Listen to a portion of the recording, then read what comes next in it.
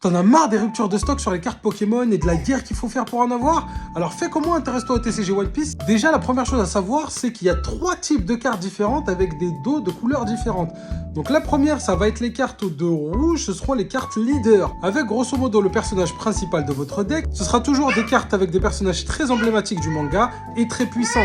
Ensuite, on va s'intéresser aux cartes classiques au dos bleu qui vont être différents personnages que tu vas utiliser dans ton deck pour combattre. Et enfin, vous avez les cartes Dawn au dos blanc. Vous allez avoir différentes illustrations, mais ce sera toujours le même principe. Vous allez avoir un nombre de puissance que vous pourrez utiliser pendant votre tour. C'est ce qui vous permet d'utiliser des sorts, des attaques de vos personnages. L'autre façon de reconnaître une carte leader, c'est avec le petit L qu'on retrouve tout en bas à droite.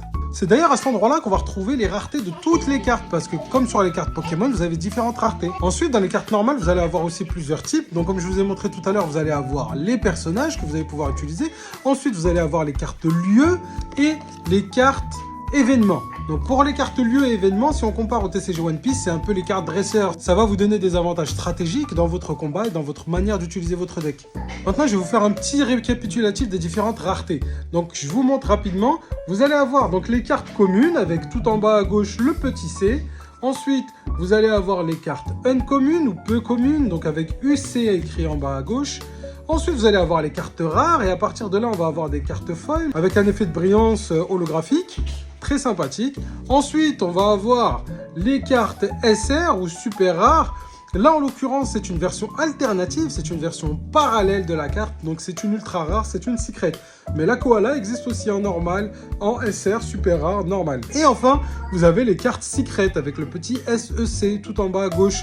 Donc ça va vraiment être des illustrations très spéciales d'un personnage encore une fois. Au niveau des cartes secrètes, c'est comme dans Pokémon. Vous allez avoir des cartes parallèles de certains personnages qui vont réutiliser exactement du coup les mêmes pouvoirs, le même perso, mais avec une illustration différente.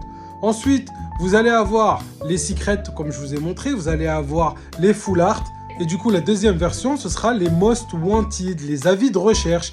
Donc si vous avez déjà regardé le manga, vous voyez tout à fait les avis de recherche qu'on peut retrouver pour les différents pirates. C'est exactement ça. Et en dernier lieu, la carte ultime, la recherche ultime, c'est vraiment les cartes les plus difficiles à trouver. Ce seront les cartes de type manga, où vous allez pouvoir voir un personnage en avant avec derrière lui une vraie planche du manga. Les cartes de type manga sont extrêmement rares. Des fois, il faut ouvrir des dizaines de displays avant d'en avoir une seule.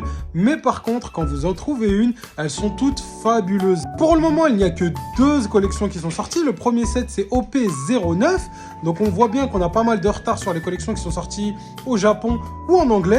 Et ensuite, on a eu PRB01 qui est sorti quelques semaines plus tard. Et on a fin avril OP10 qui doit sortir en français.